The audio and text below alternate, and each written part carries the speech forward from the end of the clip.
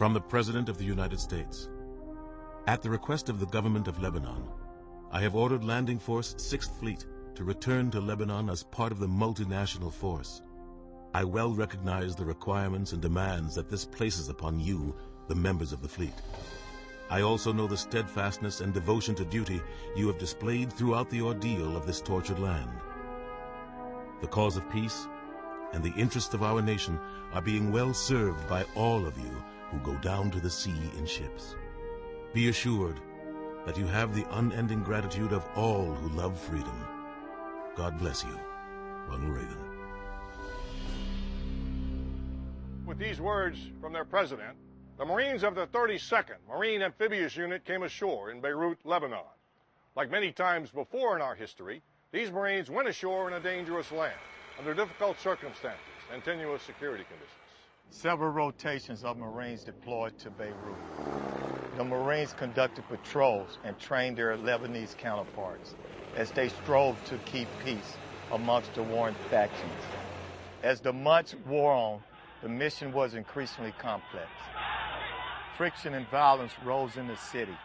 Battle groups, to include the Marines of the 31st Mile, were stationed offshore. In 1983, extremists struck the first major blows against America, starting this long war on terrorism. Having already destroyed the American embassy in Beirut in April of that year, the terrorists now unleashed suicidal fanatics on the Marines. On a Sunday morning, October 23rd, a suicide bomber drove his explosive-laden truck into the headquarters of Battalion Landing Team 1-8. It was the single largest non-nuclear explosion on Earth since World War II. The devastation was so total, it seemed incredible at first sight that anyone could have survived. The building collapsed on itself, pancaking the 4 floors into one another, trapping and killing the sleeping Marines and sailors.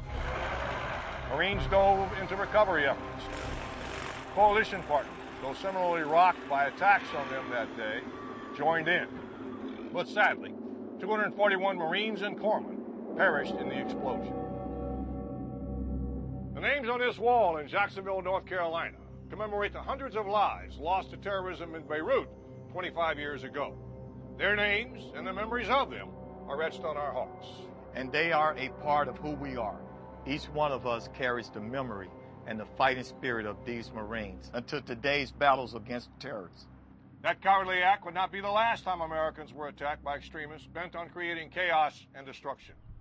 Nearly 10 years later, soldiers of Task Force Ranger landed in the war-torn country of Somalia and attempted to arrest a violent warlord wanted by the United Nations. In what became known as the Battle of Mogadishu, America lost 18 soldiers. In June 1996, using a bomb twice as powerful as the one in Beirut, extremists attacked the Khobar Towers in Saudi Arabia, home to the U.S. Air Force, enforcing the no-fly zone in Iraq. 19 Americans were killed and hundreds of others were wounded. The American warship, USS Cole, was violently attacked 4 years later by al-Qaeda suicide bombers in a small boat.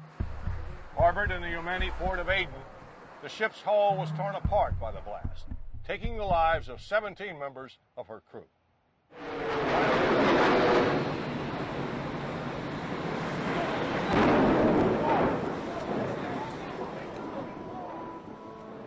Finally, 7 years ago, on a crisp September morning, terrorists struck our homeland, killing 3,000 of our countrymen in the Pentagon, the fields of Pennsylvania, and New York City.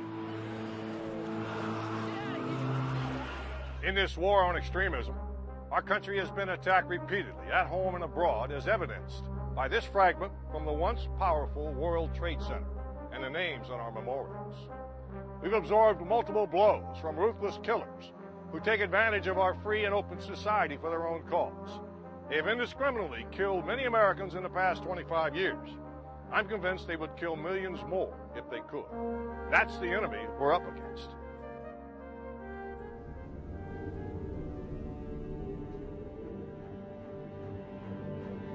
But standing between our great nation and this ruthless enemy are young Americans with courage and conviction, United States Marines. We are accustomed to rough terrain and even tougher conditions. We have learned to live hard and fight well. Today, we are taking the fight to the enemy in Iraq and here in Afghanistan. Only a few Americans in our history choose the dangerous but necessary work of fighting our nation's enemies. When this chapter of history is written, it will be your story that will be told. It will be a story of a selfless generation of Marines who are willing to stand up and fight for our nation, to defend those who could not defend themselves, to thrive in the hardship and sacrifice expected of an elite warrior class, to march to the sound of the guns, and to ably shoulder the heritage created by those who have gone before. This is the story of our Corps.